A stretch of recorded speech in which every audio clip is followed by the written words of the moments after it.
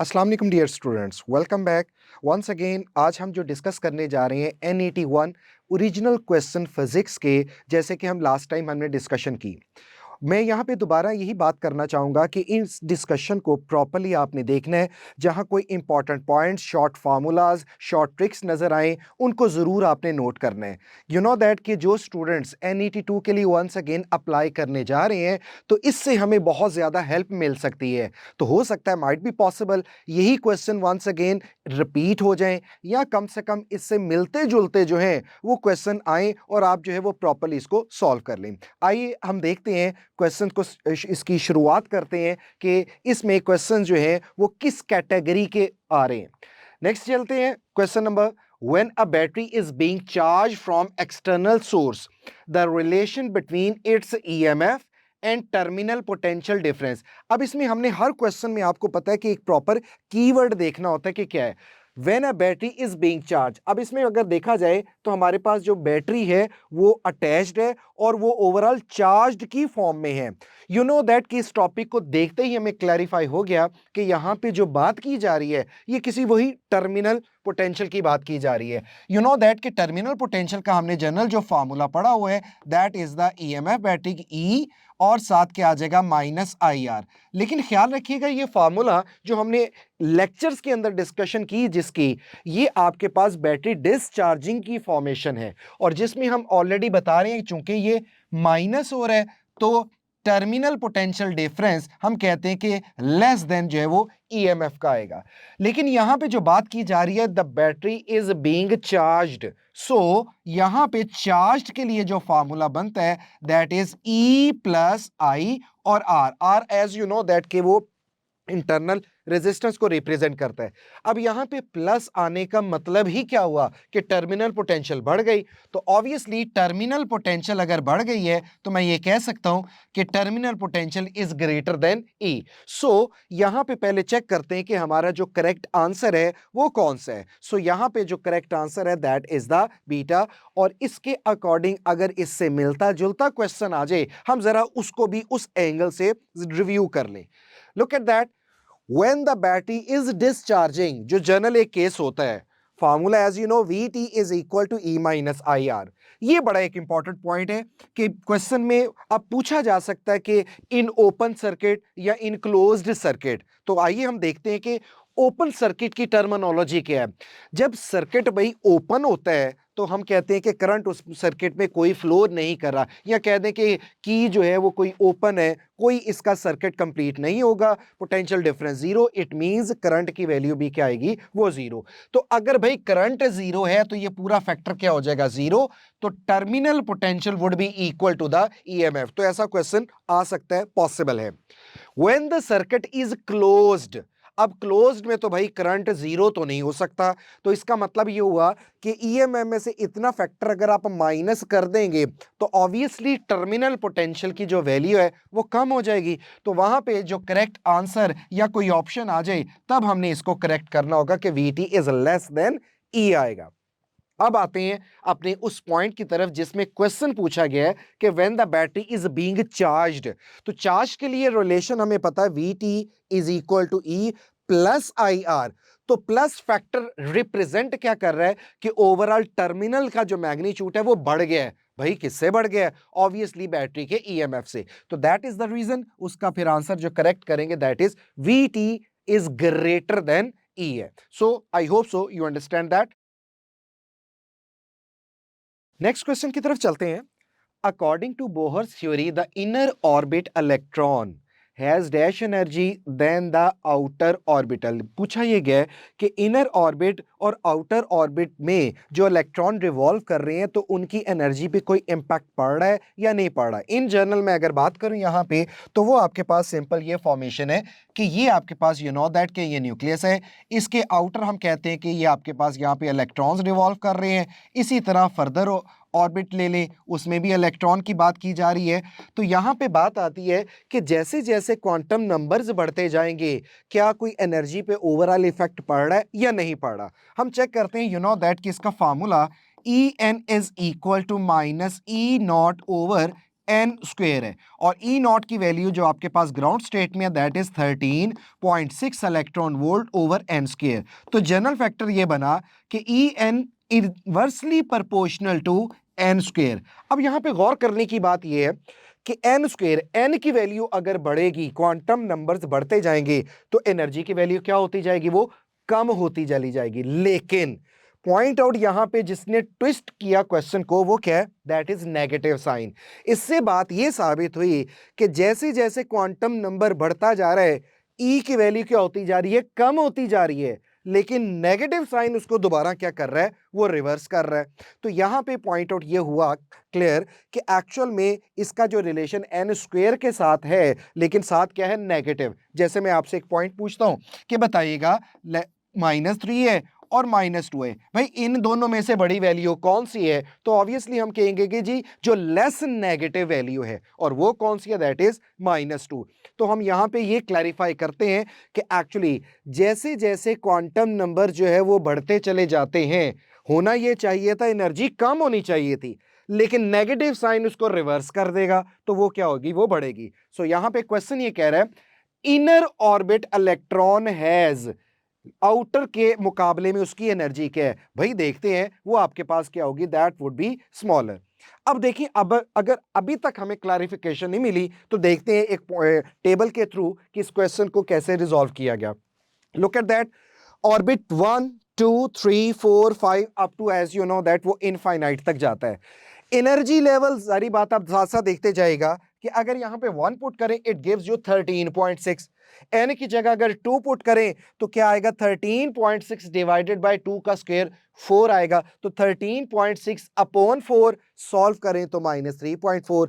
Completely overall अगर इस पूरे सिनेरियो को देखें तो -13 -3 ओवरऑल वैल्यू जो है वो लेस नेगेटिव होती चली जा रही है। तो इससे बात क्लियर ये हुई, जैसे जैसे क्वांटम नंबर बढ़ता जा रहा है उसकी एनर्जी जो है वो लेस नेगेटिव, मतलब कि वो भी इंक्रीज होती चली जा रही है। तो लिहाजा ज्यादा बढ़ने से एनर्जी उसकी क्या है, ज्यादा, लेकिन नियरेस्ट टू द न्यूक्लियस जो इलेक्ट्रॉन होगा या ऑर्बिट, उसकी एनर्जी क्या होगी, वो कम होगी। दैट इज द रीजन यहां हम आंसर जो लगाएंगे that is smaller. So next question is that, हमारे पास the simple pendulum suspended from the ceiling of a lift has time period T है when the lift is rest है। अब rest के ऊपर हमारे पास जो है लिफ्ट अगर हो तो उसमें बताया गया कि उसका टाइम पीरियड कितना है, टी है। अब यू नो दैट कि आप देख रहे हैं कि सिंपल पेंडुलम के क्वेश्चन जो है वो डेली बेसिस के ऊपर जो है वो आ रहे हैं। इस हवाले से सिंपल पेंडुलम का टॉपिक भाई स्टूडेंट्स आपने अच्छे से याद रखना है। लेकिन यहाँ पे एक प्रॉब्लम आई, प्रॉब्लम क्या है कि पेंडुलम की बात तो की गई है, लेकिन अब सिनेरियो जरा डिफरेंट है। वो सिनेरियो क्या है कि पेंडुलम लिफ्ट में मौजूद है और वो ऑसिलेट कर रहा है। तो हम क्या करते हैं कि पहले इस चीज को डिस्कस करते हैं कि भाई लिफ्ट के अंदर जब सिंपल पेंडुलम है तो इसका प्रॉपर मैकेनिज्म क्या होता है। तो मैं एक जनरल फार्मूला लिखता हूं कि जब हम एलिवेटर या लिफ्ट की बात करते हैं तो सिंपल पेंडुलम के जनरल फार्मूलाज के अंदर अगर वो अपवर्ड मूव कर रहा है तो फार्मूला लगता है जी अंडर रूट, ये आ जाएगा एल आएगा। वैसे तो जनरल फार्मूला में जी होता है, लेकिन जब अपवर्ड डाउनवर्ड की बात की जाए, स्पेशली अपवर्ड की, तो यहां पे एक फैक्टर और इन्वॉल्व होगा that is a, g plus a. A is the acceleration of the lift, कि किस एक्सेलरेशन से मूव अपवर्ड कर रहा है। और इसी तरह अगर लेफ्ट जो है वो डाउनवर्ड मूव करे तो ये फॉर्मेशन बनती है under root L over g minus ए, ये डाउनवर्ड के लिए और वो अपवर्ड के लिए। अब पहले क्वेश्चन की तरफ आते हैं। क्वेश्चन में हमारे पास ये है कि when the lift is falls freely. अच्छा, फॉल का आने का मतलब ये डाउनवर्ड वाला केस है, तो इसका मतलब है फार्मूला तो ये यूज होगा।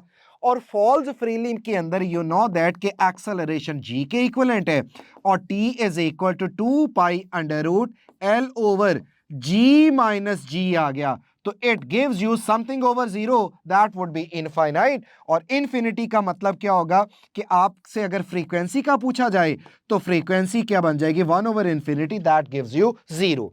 अब प्रॉब्लम क्या आई, टाइम पीरियड बिकम्स जीरो, नहीं भाई टाइम पीरियड आपके पास क्या आया है, वो इनफाइनाइट आया है। फ्रीक्वेंसी होता तो दैट वुड बी करेक्ट।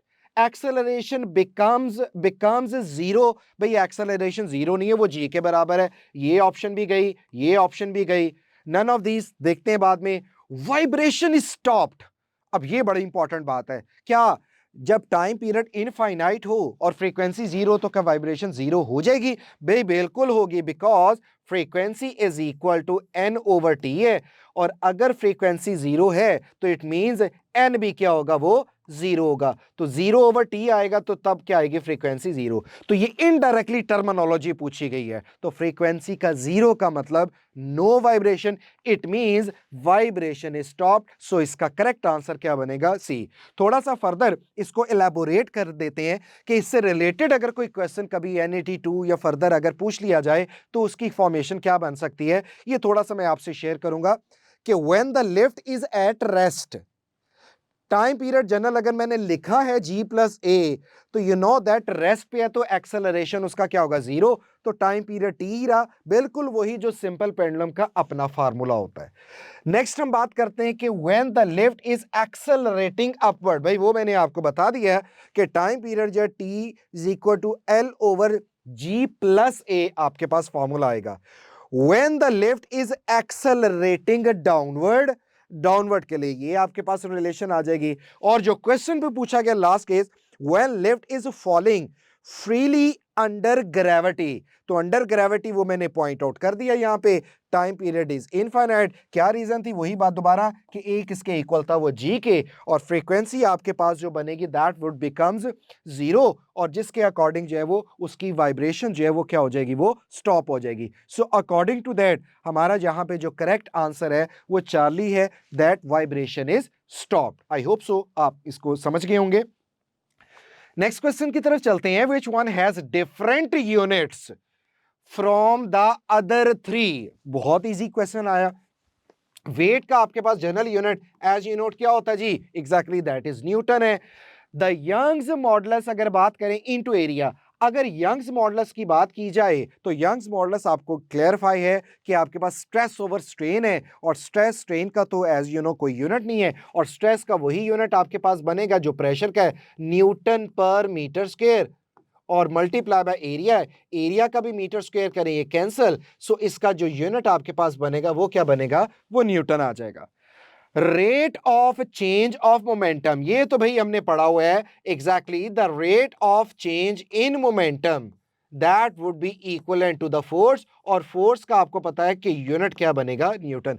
अभी तक जितनी तीन क्वांटिटीज को डिस्कस किया उन तमाम के यूनिट्स क्या बन रहे हैं, सेम बन रहे हैं। अब इसको देखते हैं, हमारे पास आता है डेंसिटी। डेंसिटी को अगर जनरली डिस्कस करें that is the mass per unit volume, चलिए मैं लिखता हूं मास ओवर वॉल्यूम, मल्टीप्लाई बाय ये आपके पास ऑलरेडी वॉल्यूम है, और ये आपके पास जनरल वेलोसिटी है। इन टर्म्स ऑफ यूनिट अगर डिस्कस करूं मैं, भाई वॉल्यूम और वॉल्यूम तो क्या हो गया, कैंसल, तो आपके पास जनरल जो इसका यूनिट बेस बनेगा वो क्या बनेगा, किलोग्राम मीटर पर सेकेंड। तो यहां पे हमें क्लियर ये होता है कि ये किलोग्राम मीटर पर सेकंड ये न्यूटन के कम से कम इक्विवेलेंट नहीं आ सकता, और यही बात पूछी थी कि डिफरेंट कौन सा है। सो ओवर करेक्ट आंसर क्या बनेगा, density into volume into velocity. Next क्या आया जी, okay, efficient reaction is controlled by. अब पहली तो बात यह है कि फिशन रिएक्शन की जब भी बात होती है तो हमारे माइंड में ऑब्वियसली एटॉमिक ब्लास्ट की बात की जाती है और चेन रिएक्शन की बात की जाती है, तो उससे रिलेटेड ये टर्म्स हैं।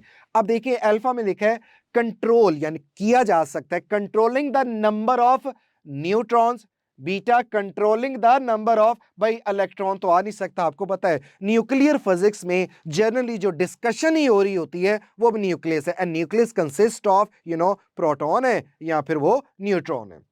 Controlling fissionable material, we don't know about that कि वो फिशन एबल मटेरियल जनरली वो उसको कंट्रोल करना, भाई वो तो नंबर ऑफ न्यूट्रॉन्स वगैरह फर्दर जो है वो उसको एब्जॉर्ब करने में मदद देते हैं। सो हमें पता है कि जब भी यूरेनियम के साथ न्यूट्रॉन की बम्बार्डमेंट होती है तो एज यू नो 3 इलेक्ट्रॉन्स आएंगे along with the barium and krypton. तो मुझे क्लियर हो गया कि अगर इसको कंट्रोल करना है, भाई मुझे कंट्रोल करना पड़ेगा नंबर ऑफ न्यूट्रॉन्स के ऊपर। इसका जो करेक्ट आंसर है that is the alpha, controlling the number of neutrons.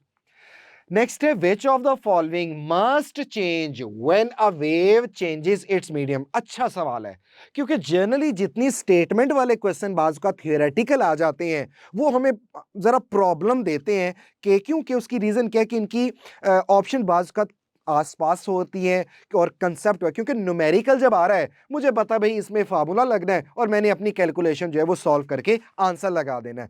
ये वाले इस टाइप के क्वेश्चन थोड़ा सा जरा टफ टाइम दे देते हैं, लेकिन चलते हैं। विच of the following must change when a wave changes its medium. You know that कि जब आप वेव की बात करते हैं तो हमारे ज़हन में इसमें फार्मूला जो बनता है that is v is equal to वो एफ लेमडा ही आएगा।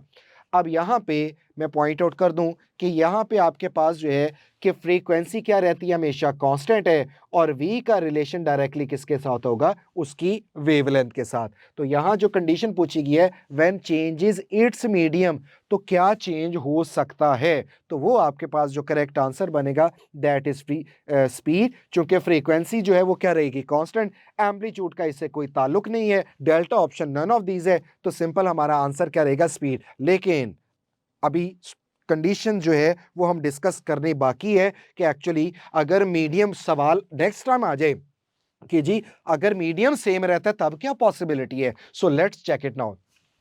जनरल वेव का फार्मूला आपके सामने है, v is equal to f lambda.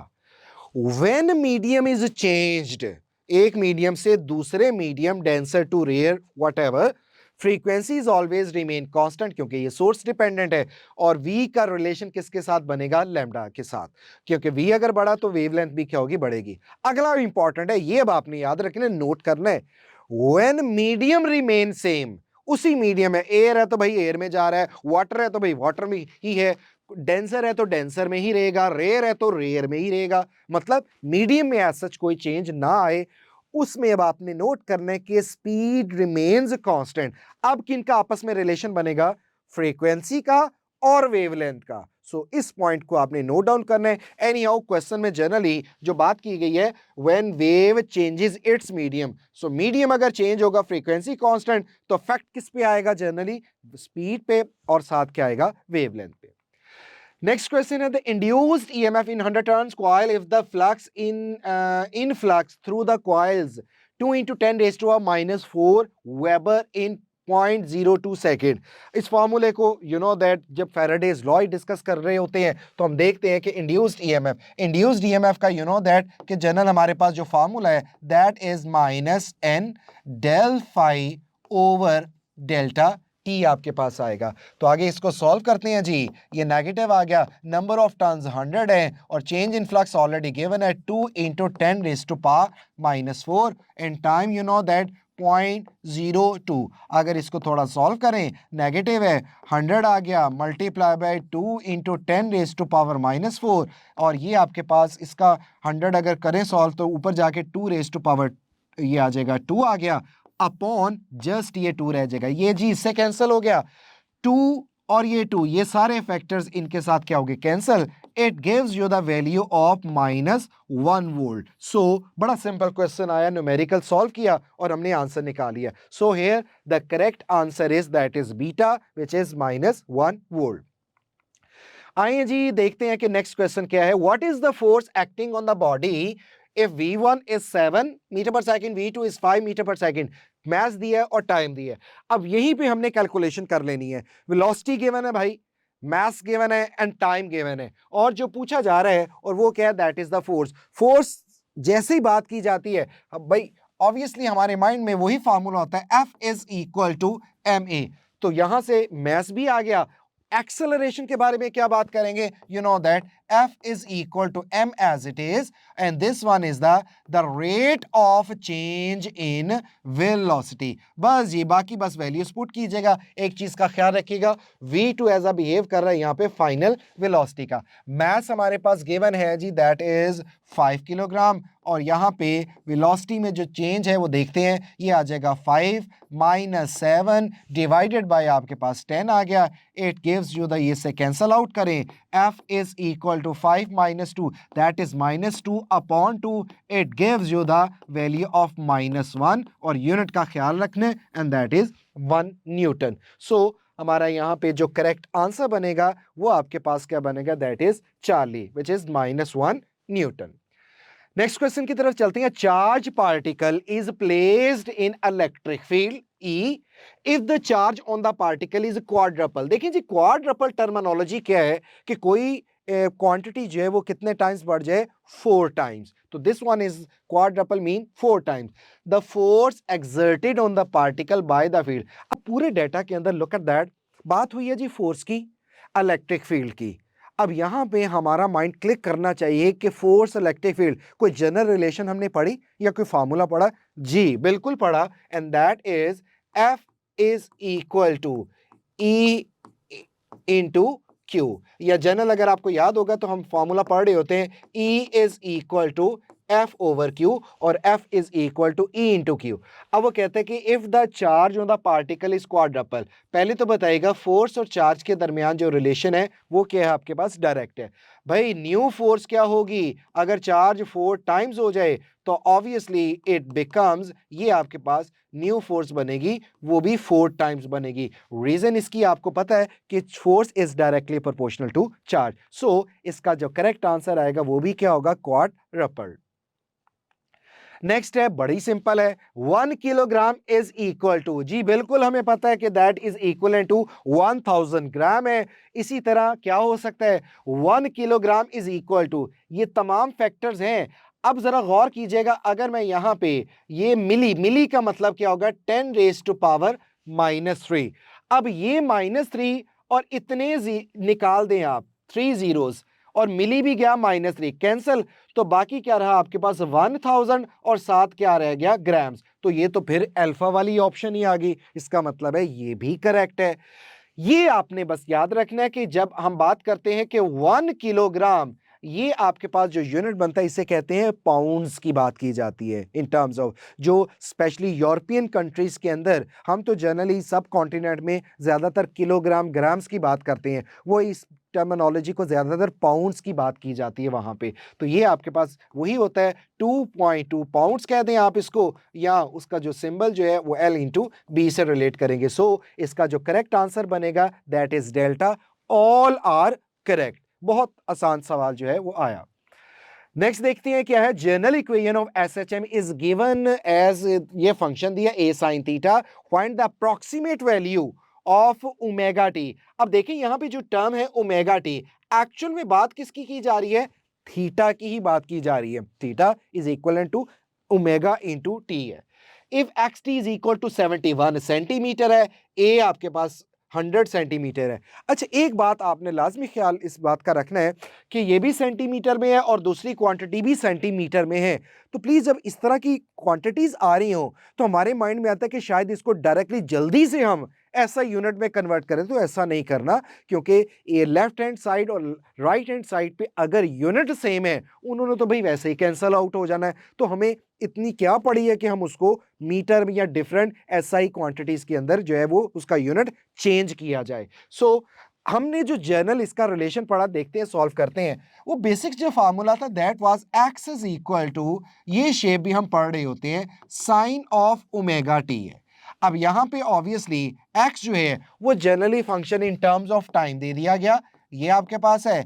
ए आपके पास मैक्सिमम डिस्प्लेसमेंट होती है एसएचएम में, जिसे आप एम्पलीट्यूड भी कहते हैं, ये आपके पास ए हो गया, और ये वंस अगेन वही आ जाएगा साइन ऑफ ओमेगा टी। तो करना क्या भाई, सिंपल सी वैल्यूज हैं वो आपने पुट कर देनी है। तो यहां पे इसकी वैल्यू दैट इज 71 है, वहां पे अगर आप देखें तो दिस वन इज 100 है। मैं थोड़ा सा इसको चेंज कर रहा हूं, ओमेगा टी की जगह लेट्स सपोज मैंने थीटा कर दिया, और मुझे क्लैरिफाई हो रहा है 71 divided by 100 is equal to sine of theta या ओमेगा टी, और साइन थीटा जनरली आपके पास जो वैल्यू बनती है 0.71। ये आपके पास यहां तक तो क्लियर हो गया, लेकिन जब आप थीटा की वैल्यू निकालेंगे it gives you sine inverse 0.71। कुछ इसको देख के याद ट्रिग्नोमेट्रिक रेशियोज का जरूर पड़ता होगा कि कभी हमने बात की है कि कौन सा ऐसा एंगल है जिस पे साइन और कॉस की वैल्यू सेम होती है, या याद होगा रेक्टेंगुलर कंपोनेंट्स किस एंगल के ऊपर उनके जो मैग्नीट्यूड है वो सेम होते हैं, तो वो होता है 45 एग्जैक्टली। हमें पता है कि साइन 45 हो या कॉस 45 डिग्री हो, अगर जनरल फ्रैक्शन वैल्यू की बात करूं दैट इक्वलेंट टू 1 ओवर या 1 अपॉन अंडर रूट 2, और इसकी डेसिमल पॉइंट में वैल्यू अगर आपको याद हो 707 की टर्म कहते हैं। सो यहां से हमें क्लियर हो गया कि थीटा साइन इनवर्स 0.7, तो ये अप्रोक्सीमेट जी किसके इक्वल आएगा, वो आ जाएगा 45 डिग्री के। सो इसको देखते हुए अब हम फाइनल डिसाइड कर सकते हैं कि हमारा कौन सा आंसर करेक्ट है। So the correct answer is beta which is 45 degree. आए जी नेक्स्ट क्वेश्चन की तरफ। देखिए कितना सिंपल क्वेश्चन आया, सिंपल बात की गई है the unit of capacitance is. ये तो मेरे ख्याल से बच्चा कोई 9th का भी दे होगा तो वो भी बता देगा भाई इसका यूनिट क्या है। ऑब्वियसली इसका जो यूनिट है that is equivalent to the farad है कैपेसिटेंस का। और जनरली वोल्ट की बात की जाए तो यू नो दैट वो वोल्टेज या पोटेंशियल का यूनिट है, या जनरल ईएमएफ की बात की जाए बीटा जो है वो आपके पास किस में आ जाएगा, वो किससे रिलेट करेगा, किसका यूनिट है, रेजिस्टेंस का। और पर ओम आ जाए तो वो कंडक्टेंस का यूनिट बनेगा। और एम्पेयर बिल्कुल बहुत सिंपल है, दैट इज यूनिट, ऐसा unit of the electric current. Any how यहां पे आपका आंसर जो बनेगा दैट इज चार्ली। नेक्स्ट चलते हैं जी, इफ अ बार मैग्नेट। अब ये देखिए ना, 2-3 जैसी लाइन आई, क्वेश्चन पढ़ते वक्त थोड़ी सी कंफ्यूजन, डर लगने लग गया, पता नहीं कौन सी लॉजिक पूछने लगा है या कौन सा इसका आंसर पॉसिबल होगा। तो जब क्वेश्चन को देखा तो वैसे ही हमारे जहन में प्रेशर आ गया। अच्छा, उससे बड़ा प्रेशर क्या आया, ऑप्शन भी उसी तरह बड़ी बड़ी सी हैं कि यार इसको पढ़ने में इतना टाइम लग जाएगा, कहीं ये क्वेश्चन जो है वो गलत ना हो जाए। तो ऐसी परेशान होने की बिल्कुल बात नहीं है। पहले एक दफ़ा क्वेश्चन को रिलैक्स होके अपने माइंड को इजी करके उस पे बस फोकस करें, आपको फौरन उसका आंसर और इसकी लॉजिक पता चल जाएगी कि क्या पूछा गया है। क्वेश्चन है, if a bar magnet is placed axially यानी कि किसी पर्टिकुलर एंगल पे ऊपर at a certain distance from a coil connected in a closed circuit है, the current in the coil will be induced. कब पॉसिबल हो सकता है, अब देखिए ना, इंड्यूस्ड करंट की बात की गई है, जाहिर बात है करंट को इंड्यूस करवाना है तो कोई डिफरेंट सोर्स होगा, it could be the magnet या कोई और जनरल। तो इसके हवाले से जब मैंने क्वेश्चन पढ़ा, सपोज मुझे समझ नहीं आई, फिर क्या करना है, फिर अगला क्या है आपके पास क्राइटेरिया कि ऑप्शन को एक दफा पढ़ लें। मैग्नेट इज मूव टूवर्ड्स और अवे। जैसे मैंने ये लाइन पढ़ी मैंने कहा अच्छा, ये बात की जा रही है कि एक कॉइल के आगे एक मैग्नेट रखा है, तो इसके करीब या दूर लाने से माइंड क्लिक किया, हाँ हाँ बिल्कुल इस कॉइल के अंदर करंट फिर प्रोड्यूस होगा। अब मेरे पहली ऑप्शन पढ़ के फौरन मैं फिर दोबारा क्वेश्चन की तरफ गया, अब मुझे और अच्छे से समझ आएगी। तो बाज़ औक़ात क्वेश्चन पढ़ने से एक्चुअल में बात समझ नहीं आती है, लेकिन ऑप्शंस बाज़ औक़ात बता रही होती हैं कि एक्चुअली उस क्वेश्चन को आपने कैसे डील करना होगा। सो देखते हैं, क्लोज सर्किट है, करंट इन द, मैं यहां पे एक लूप बनाता हूं।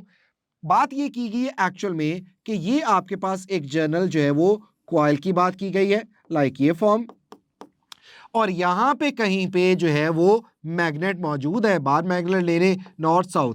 अब आप पॉइंट आउट, आपको याद आएगा जिसमें हमने लेंज़ेस लॉ, फैराडेज लॉ को डिस्कस किया, वो एक्चुअली क्या था, इसमें जो करंट इंड्यूस्ड होना है वो मैग्नेट की मूवमेंट की वजह से होना है। अब वो भी मैग्नेट की मूवमेंट वो क्या हो सकती है, वो टूवर्ड्स भी हो सकती है, वो अवे भी हो सकती है, तो दोनों। अब आते हैं ऑप्शन को रीड आउट करते हैं कि क्या वर्डिंग है।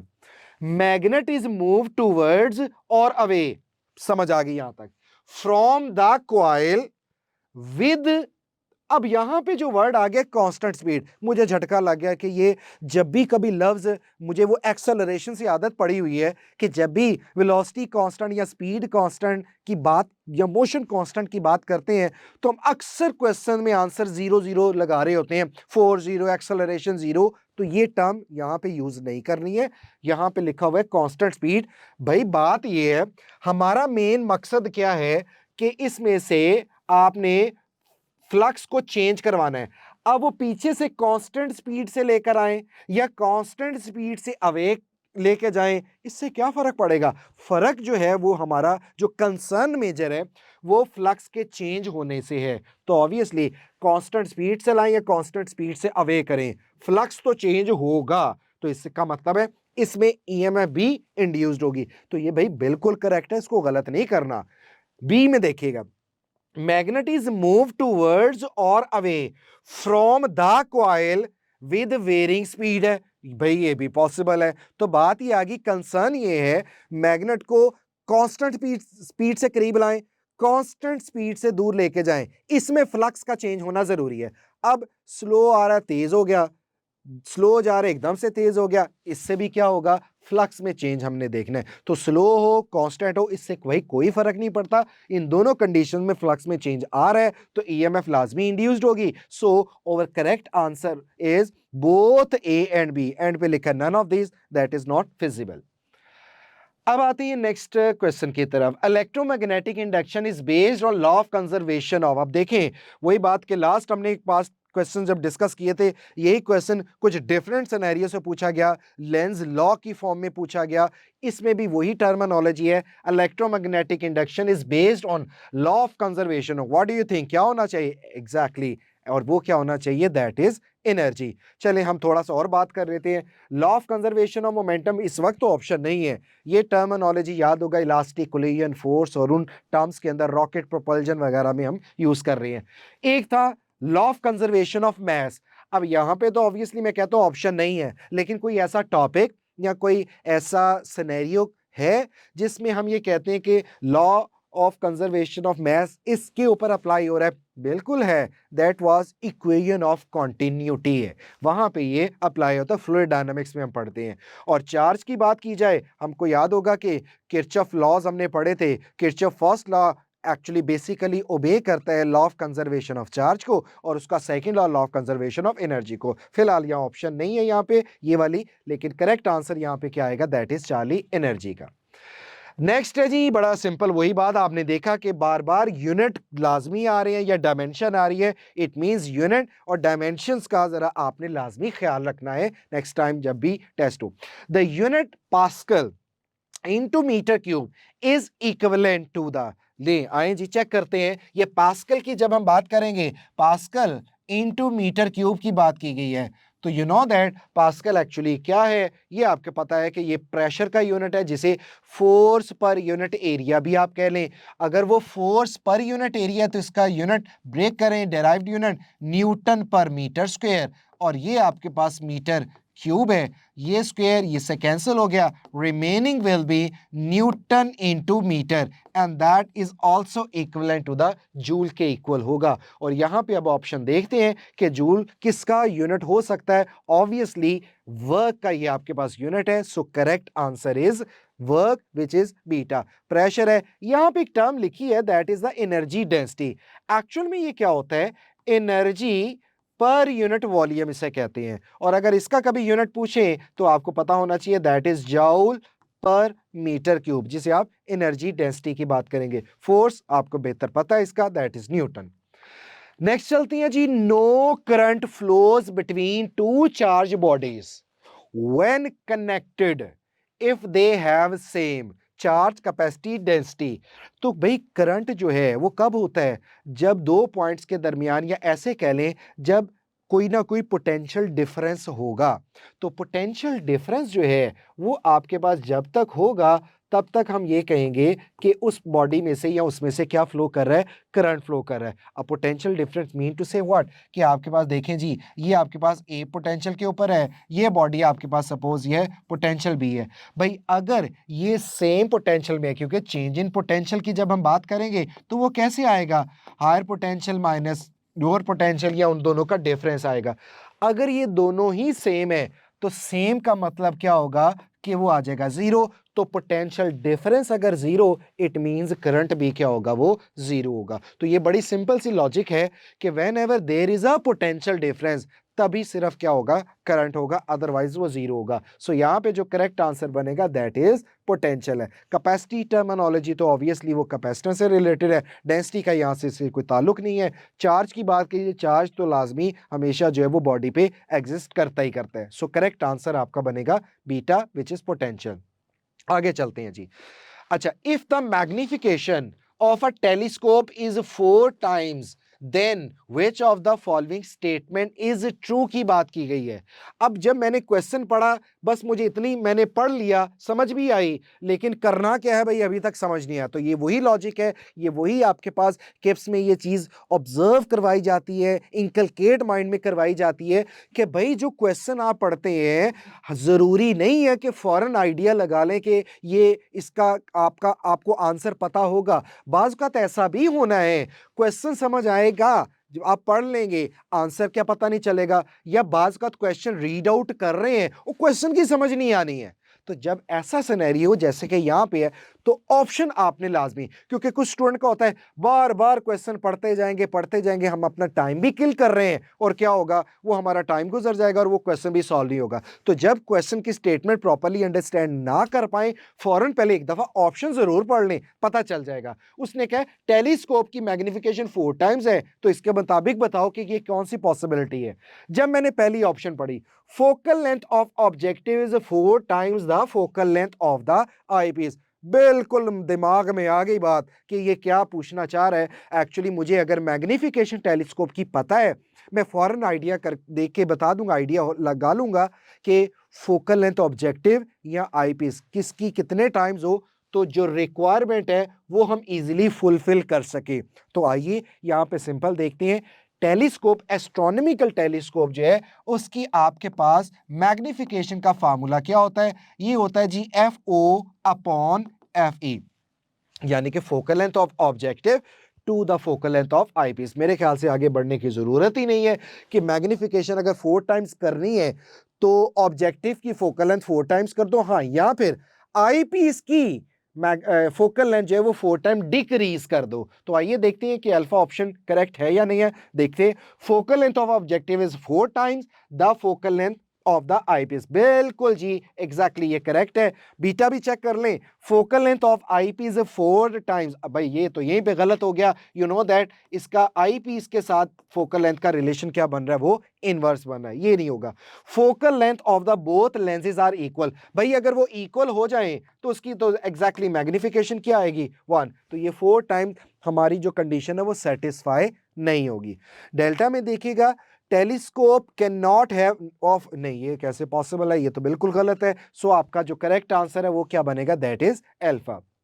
आते हैं जी, X-rays used for medical images are produced by, अब यहां तक मैंने पढ़ लिया, मैं फौरन ऑप्शन पे जाऊंगा, that is radio active decay. अब देखें, एक्सरे का ताल्लुक नंबर ऑफ, वही बात आ गई इलेक्ट्रॉन्स और इसमें से है। जैसे हम बात करते हैं कि एक्सरे में थर्मियोनिक एमिशन के अकॉर्डिंग यहां से आपके पास नंबर ऑफ इलेक्ट्रॉन गए, यहां पे आपके पास कोई टारगेट मटेरियल है which could be the molybdenum भी हो सकता है, टंगस्टन भी हो सकता है, हिट करता है, वो सारे फर्दर फिनोमेना के बाद यहां से आपके पास रेडिएशन जो है वो एमिट करती हैं। तो बात क्या हुई, इलेक्ट्रॉन एमिट किए, तो मतलब रेडियो एक्टिव की वर्डिंग तो आ ही नहीं सकती है, क्योंकि रेडियो एक्टिविटी का कंसर्न न्यूक्लियस के साथ है, और न्यूक्लियस ऑब्वियसली कंसिस्ट कर रहा है किसके, प्रोटॉन भी और न्यूट्रॉन भी। तो ये तो ऑप्शन बिल्कुल गलत। वंस अगेन न्यूक्लियर की टर्म मैंने अभी बताया, फिशन भी वर्डिंग गई, वो भी इसमें पॉसिबल नहीं है। ये थोड़ा जरा जाना पहचाना लग रहा है, स्टिमुलेटेड एमिशन याद होगा, एब्जॉर्प्शन, स्टिमुलेटेड, स्पॉन्टेनियस, ये टर्मिनोलॉजी हमें कुछ मिलती जुलती लग रही है, लेकिन ये किसके साथ ही रिलेट करती थी, लेजर के साथ। तो भाई अगर मुझे आंसर आता नहीं भी है तो मैंने ये कंफर्म कर लिया भाई ये 3 ऑप्शन तो नहीं है, लेकिन तो फिर रह कौन सी की, वही आपका आंसर होगा। So the correct answer is bombarding a metal target with high energy electron. ये आपके पास है, इलेक्ट्रॉन जाएगा और इसमें से डिफरेंट वेवलेंथ है जिनमें से एक्सरे जो है वो एमिट होंगी। So correct answer is beta. Next चलते हैं जी, a body is projected at an angle theta such that its maximum height is equal to its horizontal range, the value of tan theta. भाई ये last time भी हमने question किया different angle के साथ, लेकिन हमने डिस्कस किया था कि इस क्वेश्चन को हमने प्रॉपरली किप्स मास्टर मेथड के थ्रू जो है वो सॉल्व करना है। अब यहाँ पे हमारे पास वो एग्जैक्टली मास्टर मेथड क्या है, वो भाई हम यूज करते हैं, इसका एक शॉर्टकट यूज करते हैं, और वो हमें पता है कि शॉर्टकट क्या है, that is R is equal to, ये अगर मैक्सिमम लगाना है तो आ जाएगा 4H, अदरवाइज जनरली आएगा R tan theta is equal to 4h की वर्डिंग आएगी। अब गौर कीजिएगा, at an angle such that maximum height equal to the किसके है जी, हॉरिजॉन्टल रेंज के। अगर वो इक्वल हैं तो ये और ये दोनों क्या हो जाएंगे, कैंसिल। तो सिंपल सी बात है भाई, tan theta is equal to क्या आएगा, 4। और ये वही बात कि थीटा अगर फाइंड आउट करना हो, it gives you the tan inverse 4 आएगा, और ये आपको याद होगा that is equivalent to the 76 degree. और ये बड़ा कॉमन क्वेश्चन है कि किस एंगल पे रेंज और हाइट जो वो इक्वल होते हैं, और वो एंगल कितना है, 76 डिग्री। आइए अब हम ऑप्शन की तरफ चलते हैं कि वो ऑप्शन की पॉसिबिलिटी क्या होगी।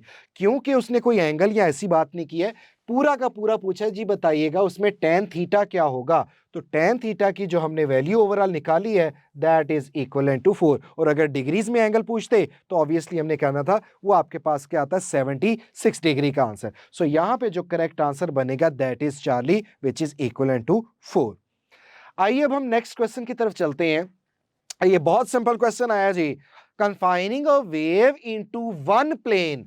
ये तो हम सिंपल डेफिनेशन में ही पढ़ते हैं कि वेव जब कन्फाइन होती है या जनरली आपके एक मीडियम से दूसरे मीडियम में एंटर हो, अगर वो एक प्लेन में ट्रेवल करें, this type of phenomena would be known as the polarization. So इसमें सोचने की तो बात ही नहीं है, confining a wave to one plane is called, जो फिनोमिना बनेगा वो आपके पास क्या बनेगा, that is the polarization. So ये आपके पास जो है, इसमें हमारे पास जनरल डीपोलराइजेशन कोई ऐसी वर्डिंग है, ट्रांसफॉर्मेशन कोई जनरल ग्रामेटिक वर्ड है, कोई ऐसी बात नहीं है। तो फिनोमिना जहां पे जो लाई कर रहे हैं that is only which is polarization. So over correct answer is alpha.